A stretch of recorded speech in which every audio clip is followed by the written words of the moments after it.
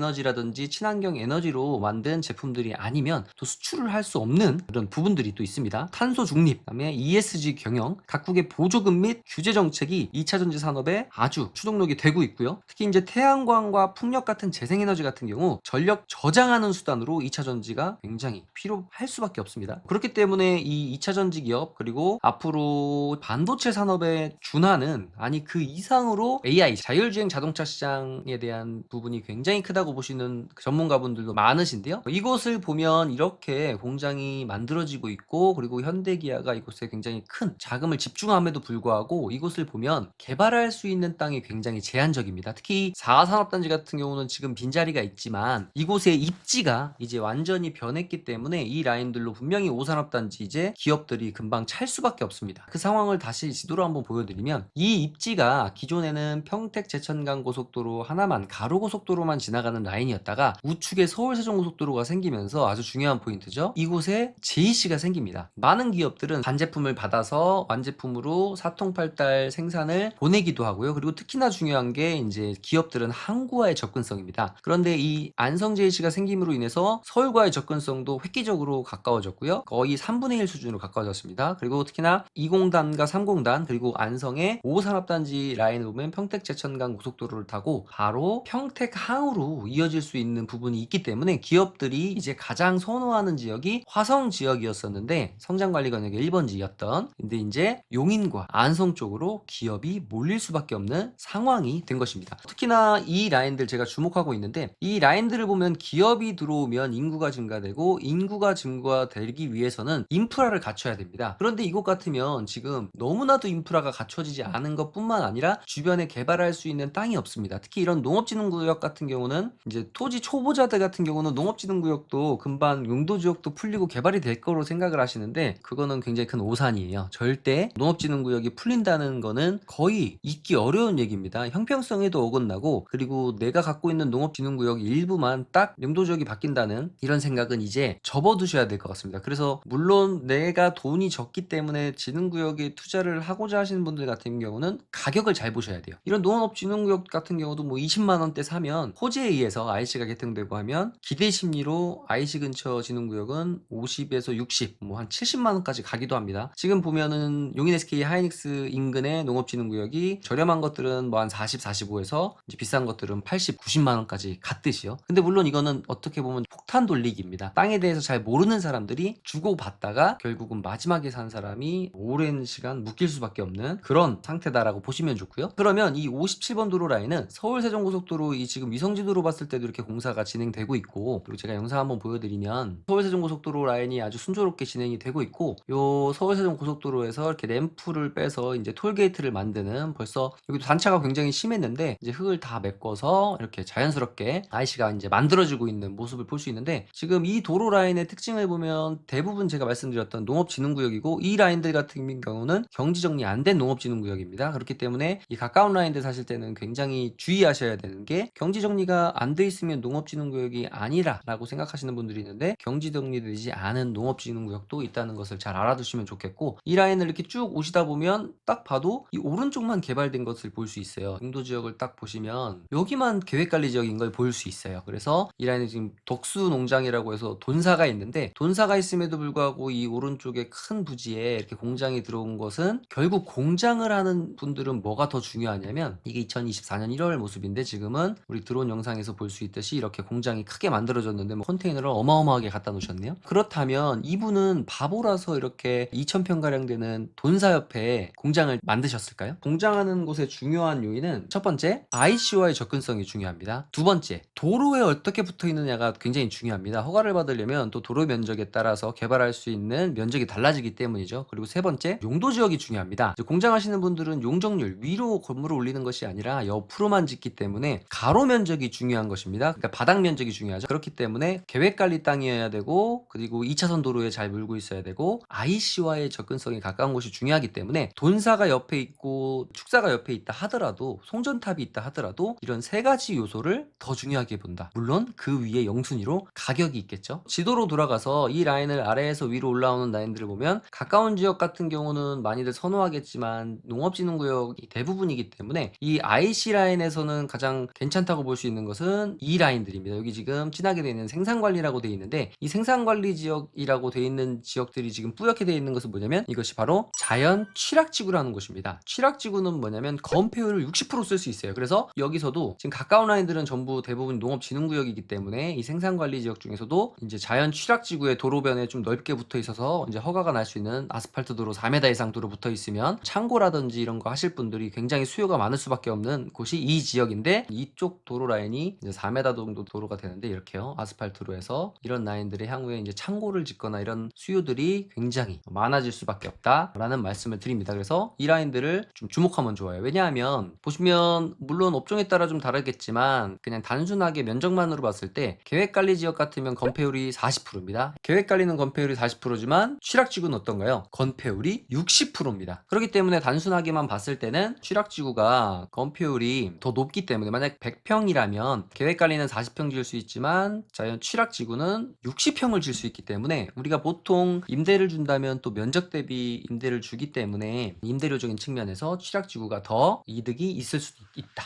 라는 말씀 드립니다. 그래서 이 위쪽 라인으로는 분명 아직 안성시에서 발표하지 않았지만 너무나도 당연하게도 수요가 폭발적으로 증가할 수밖에 없는 도로 라인이기 때문에 4차선 계획을 하고 있다고 저는 생각을 하고요. 이 도로 라인은 그래서 또 조심하셔야 될 게 뭐냐면, 이 도로 중심으로 4차선으로 확장이 되게 된다고 하면, 기존의 2차선 도로일 때는 허가가 수월하게 나던 것들이 이제 어떻게 될 수 있냐면, 이런 2차선 도로변에 얇은 땅들이 있잖아요. 또 오산단 보여주는데, 2차선 도로 때는 허가가 수월하지만 4차선 도로가 되면 가감차선이라든지 허가가 복잡해지기 때문에 미리 허가를 빼놓으신다면 좋고, 내가 땅을 갖고 있지 않고 신규로 산다고 하실 때는 지금 이 57번 도로 라인이 향후에 서운면의 신능리를 지나가고 개동도 지나갑니다. 저번 영상에 보여드렸던 요 개동의 그 식당 자리들, 카페 자리들이 서운면 신능리 라인 경계선상이고, 그 옆이 이제 중리동과 개동인데요. 이 2차선 도로변 라인에 얇고 길게 붙은 땅이 좋다고 샀다가 향후에 도로가 확장됨으로 인해서 거의 건축할 면적이 없거나, 특히 다시 지도로 한번 돌아가서 크게 이런 녹지 지역과 관리 지역이라고 있습니다. 그러면 녹지 지역은 2차선 도로변 주변에 접도구역이라는 게 형성되지 않아요. 하지만 이 관리 지역 라인은 접도구역이라는 게 형성되기 때문에 도로변에 붙어 있는 얇은 토지 같은 경우 도로가 확장이 되면 접도구역도 도로가 확장된 선에서 또 그어지기 때문에, 예를 들기가 좀 그렇네요. 이쪽 도로변에 땅이 있을 수 있으니까 그냥 이 진흥구역 땅으로 이렇게 들어볼게요. 지금 요 도로가 만약에 여기까지 이렇게 도로가 넓혀지면 이 땅 같은 경우 만약에 관리지역이었을 때 접도구역으로 들어가지 않아서 여기다가 만약에 건축을 할 수 있었다면, 이제 도로가 이렇게 확장이 돼서 접도구역도 여기까지 생기게 되면 이 땅은 이제 건축을 못하는 땅이 될 수 있습니다. 그렇기 때문에 이제 접도구역이라는 거 네이버 들어가서 보시면 나옵니다. 이제 건축 제한선이라고 볼 수 있는데, 건축 제한선 안쪽으로는 건물을 못 져요. 그렇기 때문에 이 57번 도로 라인의 토지를 사실 때는 이런 접도구역도 잘 보고 사셔야 된다라는 말씀을 드립니다. 오늘 한번 정리하면, 이 라인은 당연히 기회가 있고요. 부동산 투자는 기업이 들어오고 인구가 유입되고 일자리가 생기고 새로운 고속도로가 생기는 IC 주변은 많은 분들이 선호할 수밖에 없기 때문에, 지금 가봤을 땐 이런 너무 원형지고 시골 상태이지만 향후에 새로운 배후 도시도 생겨야 되고요. 그리고 교통 인프라도 생겨야 되고, 그러므로 인해서 인구가 유입될 수밖에 없기 때문에 지금 이 시기가 결코 늦지 않은 시기다 라는 말씀드리면서 오늘 영상을 여기서 마치도록 하겠습니다. 저는 땅이 미친 농부 땅민홍이었습니다.